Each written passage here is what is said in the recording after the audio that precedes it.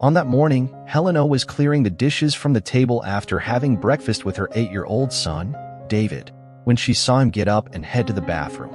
He didn't stay there for more than a few seconds, at most a minute. Furthermore, she only heard him pee and hadn't heard him poop for weeks. Once, Helena entered the bathroom right after her son left, and that's how she noticed the toilet paper was untouched. There were no smells or signs that David had pooped. Helena's soul froze. Weeks in this situation. How was it possible that she hadn't noticed? Thoughts began to race through her mind, each one more alarming than the last. It could be a simple case of constipation, she thought, trying to be optimistic, but something in her mother's intuition told her this was much more serious. "Let's go to the bathroom. I'll take a look at you," she said, trying to keep her voice calm. When they arrived, Helena asked David to pull down his pants so she could examine him. What she saw next left her completely frozen, speechless, unable to comprehend the strange and terrifying reality she had just discovered. When Helena asked her son when he last pooped, he replied that he couldn't remember. "How do you not remember, David?" she asked, with a tone full of concern. "No, Mom, I don't remember, although I don't feel any discomfort," he says, with innocence in his voice. Helena was very worried about her only child. After that first time she discovered what was happening with him, she had been supervising his trips to the bathroom for several days. On all occasions, the boy only urinated. But at that moment, the situation set off the alarm that began to sound loudly. Every day, in his diet, I give him fruit juices and nutritional supplements for his development, and he seems to be healthy. It can't be healthy for him to go several weeks without pooping. Something must be happening with my son. Helena's thoughts were a bit chaotic due to the situation. Since she had her little angel, she had promised to take care of him with her life. But now, after about 2 years, she was widowed. David's father died of natural causes. So she needed to be very attentive to her son's health. She had promised that to her first husband. Immediately after being alone with David, Helena began working so she could take care of the child, who was only 6 years old when he lost his father. A year later, she met Cesar, her current husband. Cesar and David didn't have the best relationship. They were cordial with each other, although every time they met in the dining room, at meal times, she felt the tension between the child and the adult. "Cesar, you should have a more paternal relationship with David. You treat him as if he were already an adult, and he's only 8 years old," Helena would tell him every time she felt the tension between the two people she loved very much. That morning, Cesar observed his wife's worried face and asked, "Now what did David do to make you like this?" looking at her with a bit of disdain on his face. "Please, Cesar, don't make that face. I'm worried about my little boy. I've been watching him for several days and he only goes to the bathroom to pee. Something must be wrong with him," she tells him, with a tone of sadness in her voice. "There's nothing wrong with that. Can't you see he's healthy? First, he's my son. I won't go to work today.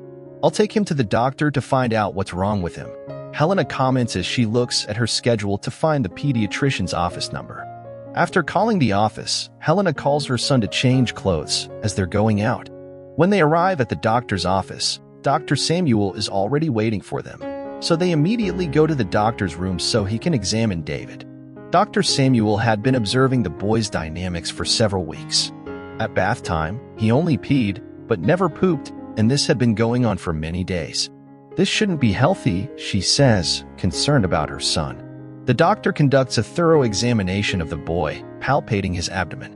Then he determines that there is no obstruction in the intestine. He continues with the physical examination, in which he does not detect any problems in the child. "The truth is, I don't see any problems with the little one, so I shouldn't prescribe anything for him. Keep up with a good diet. At some point, he will go to the bathroom normally. It must be a phase that the little boy is going through," he says to reassure the worried mother. The days continue to pass. Helena continues to observe that her son still doesn't poop.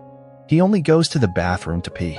Although she continues to provide plenty of fiber in his daily diet, the little one is still constipated. "I have to seek a second professional opinion. It's definitely not normal to continue like this," she thinks as she begins to search for a specialist who can examine her son more deeply. When the day arrives, mother and son go to another doctor's office. Upon arriving, she enters the office, telling the new doctor the reason for her visit. "I'm very worried. My son hasn't pooped for several weeks. One doctor told me he didn't find any health problems, but I insist, This can't be normal, the concerned mother comments. The new specialist they consult orders some radiological tests. Let's see what's going on with him. I'll have several tests done, an ultrasound and an MRI to see if my colleague missed any details. It happens sometimes, the doctor comments with a serious voice. Immediately, Helena starts acting, taking her son to do all the tests that the doctor ordered.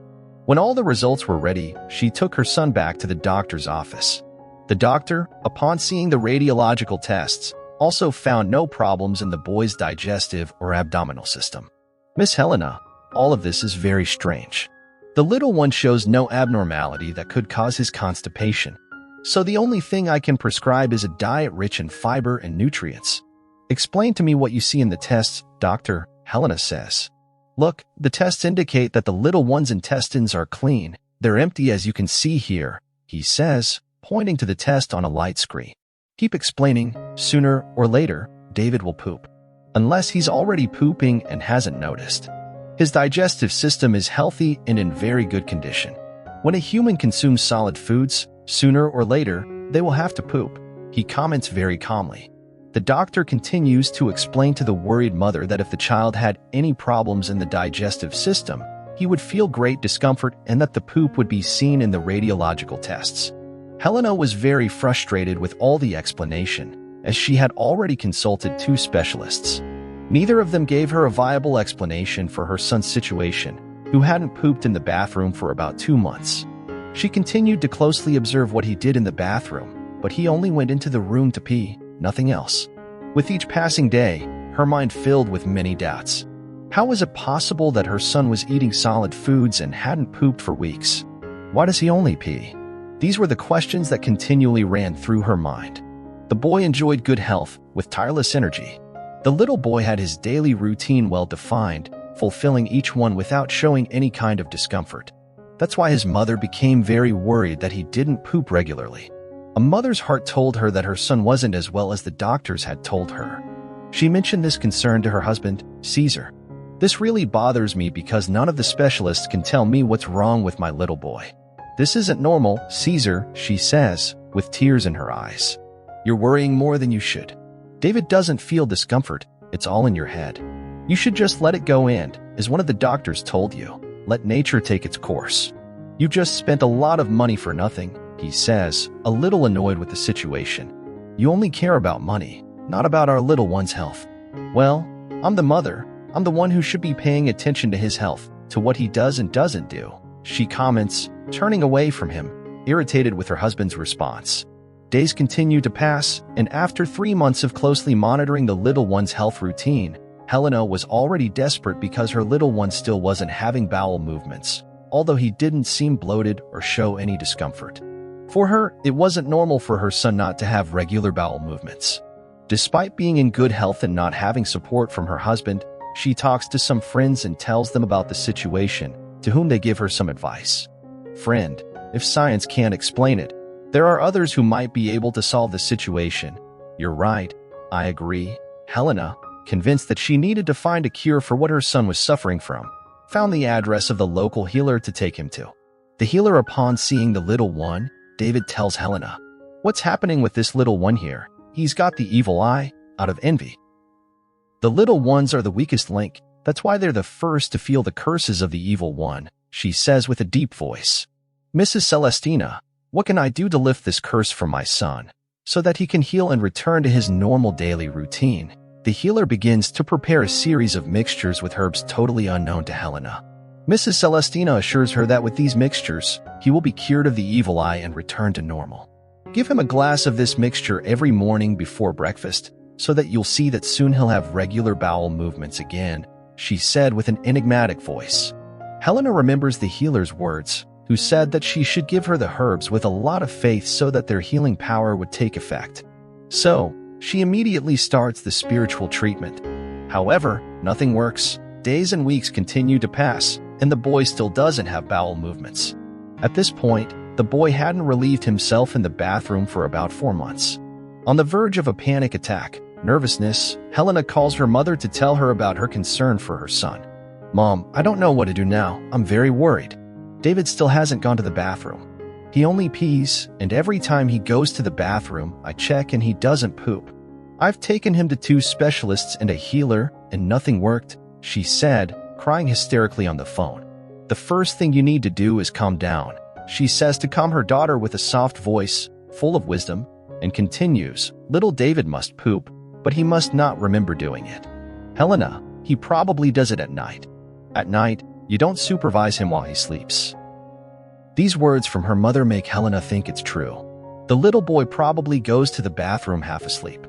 Then, he forgets that he actually relieved himself. Therefore, Helena goes to a technology store to buy a small surveillance camera, which she hides in David's bathroom with the purpose of checking what he does at night. The next day, she checks the camera to see what her son does at night, if he goes to the bathroom, and what he does when he goes in. Although what the images show is not what was expected, she sees her son, but he only urinates and then brushes his teeth.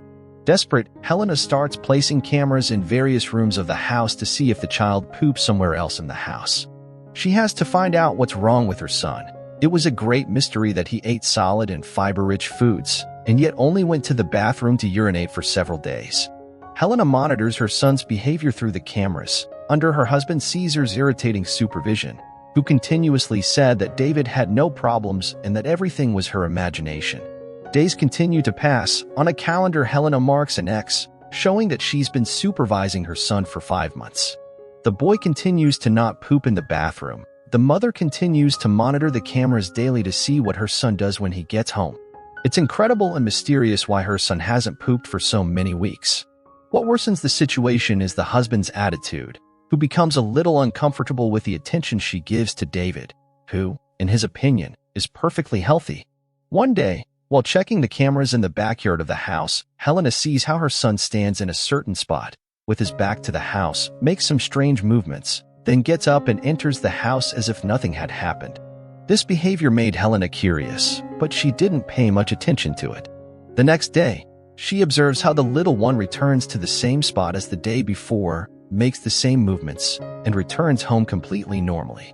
While reviewing the recordings for several days, she realizes that he does this once a day in the same place. So full of curiosity, Helena goes to the spot, where she discovers a chilling truth. Little David didn't poop because every day the boy went to the back of the house to vomit his food. At least, the mystery of why he didn't poop daily had been revealed.